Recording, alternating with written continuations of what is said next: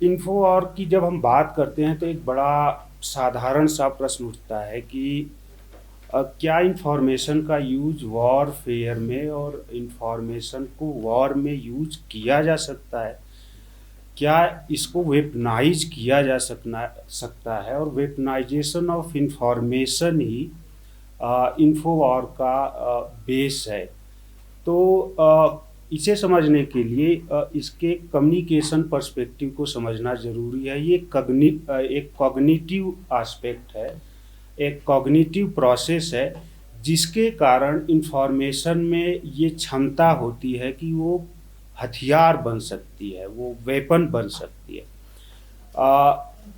Information जब भी किसी व्यक्ति के पास जाती है तो उसका काम होता है वो दिमाग में एक इमेज बनाती है, और इमेज के आधार पर हम कोई डिसीजन लेते हैं। बहुत सारे ज़िंदगी के कलेक्टिव लेवल पर या इंडिविजुअल लेवल पर जो भी हम निर्णय लेते हैं उसमें बहुत सारे प्रोडक्ट से, बहुत सारे इंडिविजुअल से, बहुत सारे इंस्टीट्यूशन से हमारा कभी मिलना जुलना नहीं होता, लेकिन उनके बारे में एक इमेज होती है, और उस इमेज के आधार पे हम कोई निर्णय लेते हैं कि किसी को वोट देना है, किसी को वोट नहीं देना है, कि कोई कंट्री हमारे लिए अच्छी है, कोई कंट्री हमारे लिए अच्छी नहीं है।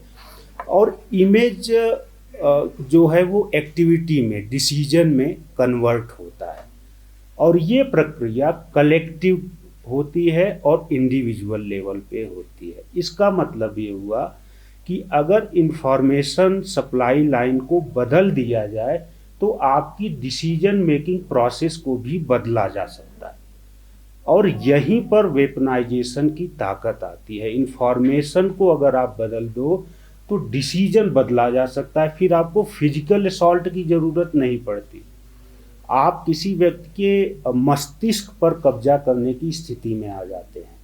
तो इसे 3I कॉन्सेप्ट कहा जाता है: इंफॉर्मेशन, इमेज एंड इन्फ्लुएंस। अगर इंफॉर्मेशन की सप्लाई लाइन बदलती है तो आपका डिसीजन मेकिंग अपने आप बदलता है, और इसी कारण इस जो इंफॉर्मेशन है इसको वेपनाइज किया जा सकता है।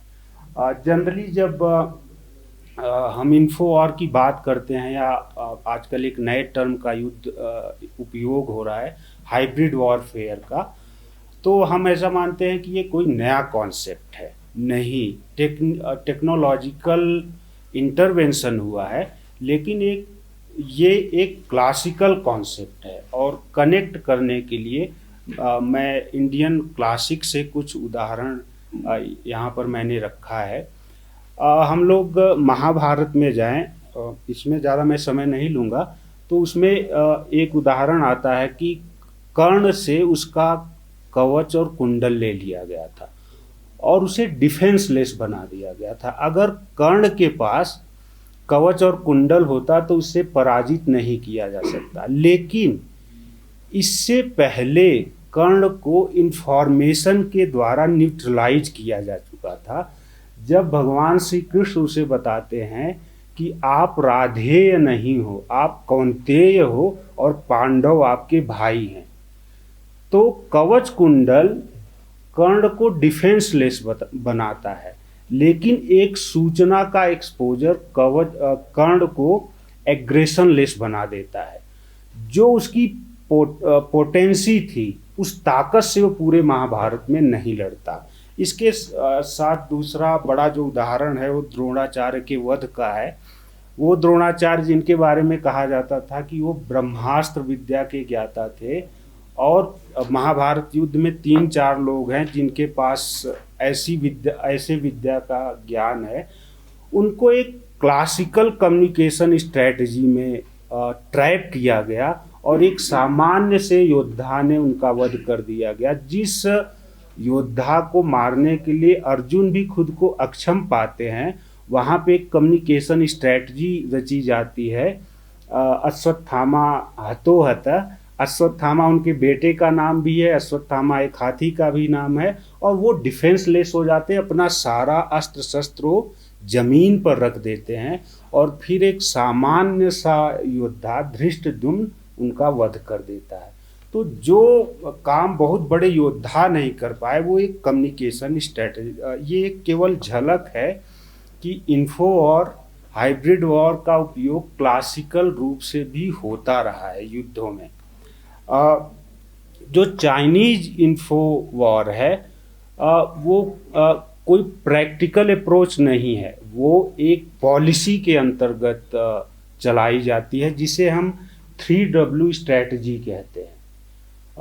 उसके 3 हिस्से हैं, psychological, legal and info and media. एक वेल डॉक्यूमेंटेड पॉलिसी है चाइना की जिसे हम 3Ws कहते हैं। वैसे तो साइकोलॉजिकल और इन्फो एक दूसरे से जुड़े हुए हैं, लेकिन इनका जो टारगेट ऑडियंस है वो थोड़ा अलग है। Psychological operation Sai ops basically China जो आर्मी पर्सनल्स हैं, आर्मी के लोग हैं, उनके लिए चलाता है, और इन्फो जो है वो सामान्य पब्लिक डोमेन में अपने परसेप्शन को स्थापित करने के लिए चलाता है। इन तीनों में जो सेंट्रलिटी है, 3Ws में जो सेंट्रलिटी है वो इन्फो वॉरफेयर की है। साइकोलॉजिकल वॉरफेयर भी वो इंफॉर्मेशन के जरिए चलाता है, और लीगल वॉरफेयर जो किसी भी बाउंड्री को डिस्प्यूटेड घोषित कर देना और उस पर लगातार चर्चा करना। ये चाइना की एक पॉलिसी है जो ताइवान से लेकर लद्दाख तक हम देखते हैं कि वो बाउंड्री को कभी सेटल नहीं होने देता और उसके जरिए कुछ न कुछ लीगैलिटीज क्रिएट करता है और फिर इंफॉर्मेशन के जरिए एक कन्फ्यूजन पैदा करने की कोशिश करता है। तो जो चाइनीज इन्फो वॉर है वो 3W स्ट्रेटजी के अंतर्गत संचालित होता है। अब एक प्रश्न उठता है कि क्या 3W जो पॉलिसी है चाइना की उसके कुछ फिलॉसफिकल फंडामेंटल्स हैं या ऐसे ही वो किसी दिमाग की उपज है? नहीं, उसके फिलॉसफिकल फंडामेंटल्स हैं।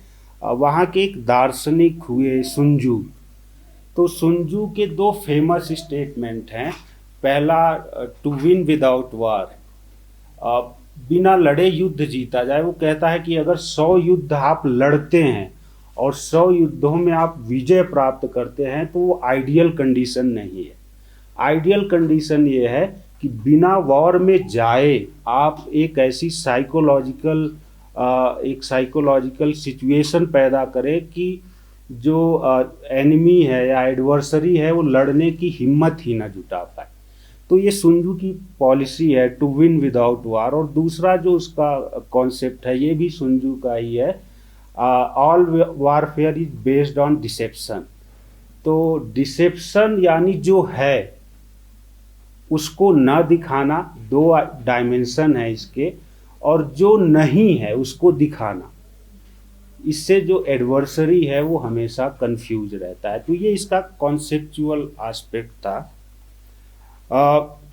इसका एवोल्यूशन जो होता है 2003 में एक डॉक्ट्रिन आती है PLA के लिए, वर्क रेगुलेशन फॉर PLA।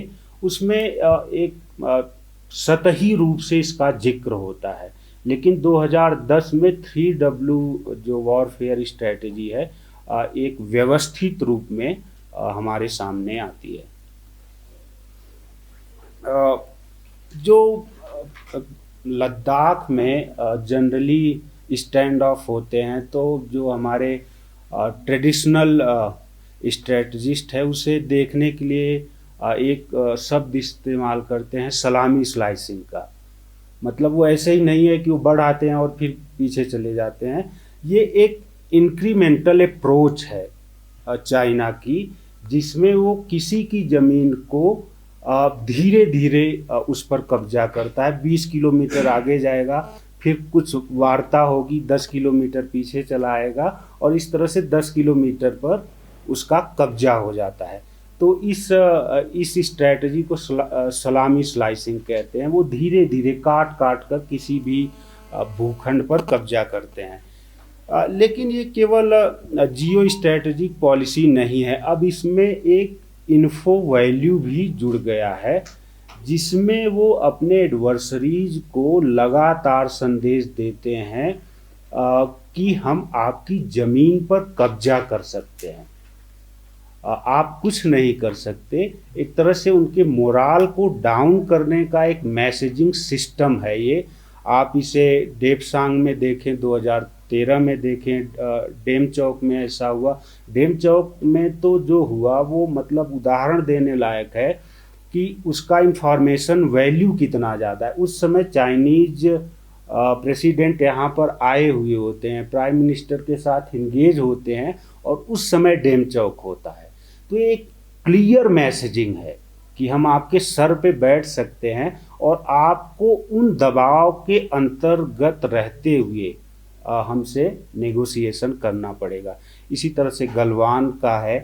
तो जो सलामी स्लाइसिंग है इसका केवल जियो स्ट्रेटेजिक इम्पोर्टेंस नहीं है, इसके पास एक इसमें अब एक इन्फो वैल्यू भी जुड़ गया है।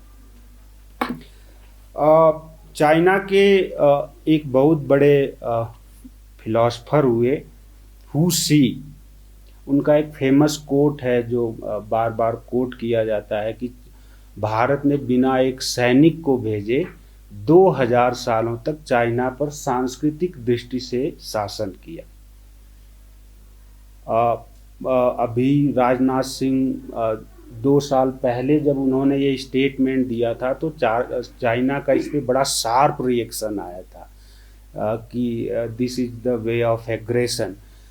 लेकिन इन्फो वॉर के जरिए चाइना बिना एक बुलेट चलाए पिछले 50 सालों से हमारी बहुत बड़ी ज़मीन पर कब्जा कर चुका है।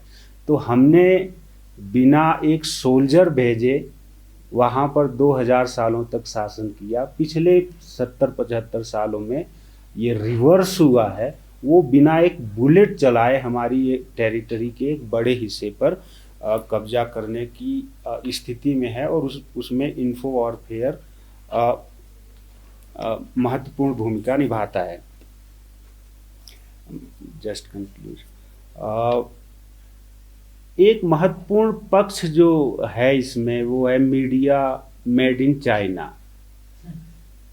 मीडिया हमारा है वर्जन चाइना का होता है, खासकर गलवान के समय दिखा जब सभी बड़े चैनलों ने जो चाइनीज वर्जन होता था उसको वो अधिक प्रमुखता के साथ दिखाते थे, और जो इवन इंडियन आर्मी का वर्जन होता था उसको कई बार टिकर में या कोई छोटी खबर के रूप में दिखा देते थे।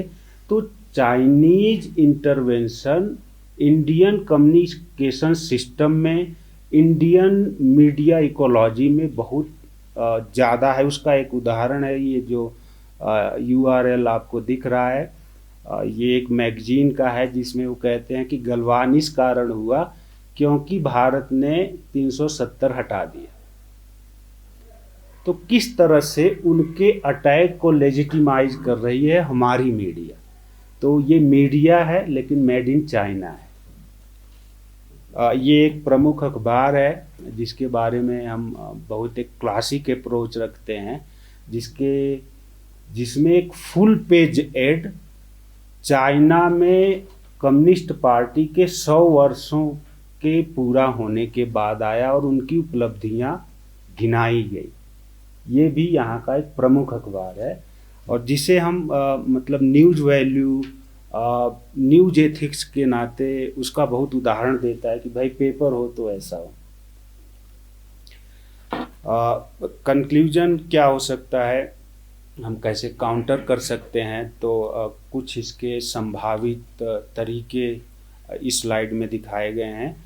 पहली चीज़, जो प्रोपेगेंडा होता है वो किसी वैक्यूम में होता है, तो हमें प्रोएक्टिव डिस्क्लोजर, अगर हम कोई निर्णय ले रहे हैं तो उसके बारे में बहुत सारी जानकारी पब्लिक डोमेन में पहले से ही डाल देनी चाहिए। जैसे अभी अग्निवीर को लेकर जो प्रोटेस्ट हुए उसका एक बड़ा कारण ये था कि प्रोएक्टिव डिस्क्लोजर नहीं था, एक वैक्यूम था उस डिसीजन के बारे में, इसलिए किसी का भी प्रोपेगेंडा चल गया। दूसरी, हमारा जो सिविलाइजेशनल कैरेक्टरिस्टिक है यूनिटी इन डाइवर्सिटी का, तो लद्दाख के संदर्भ में वो ज़्यादा रिलीवेंट है, उसके बारे में भी हमें ज़्यादा ध्यान देना चाहिए। और जो सबसे महत्वपूर्ण प्रश्न होता है इन्फो वॉरफेयर में वो होता है क्रेडिबिलिटी का। आपके पास बहुत बड़ा इंफ्रास्ट्रक्चर हो, बहुत बड़ी मीडिया इकोलॉजी हो, लेकिन अगर क्रेडिबिलिटी नहीं है तो उसका प्रभाव जीरो होता है। चाइना के पास बहुत बड़ी इकोलॉजी है, कम्युनिकेशन इकोलॉजी, लेकिन उसके साथ क्रेडिबिलिटी का संकट है। पूरी दुनिया वहाँ से आ रही सूचनाओं को एक संकट की नज़र, एक संदिग्ध नज़र से देखती है। तो हमें इसे एक्सप्लोर करना चाहिए और उसकी जो क्राइसिस ऑफ क्रेडिबिलिटी है उसको निरंतर एक्सपोज करने की दिशा में प्रयास करना चाहिए। धन्यवाद।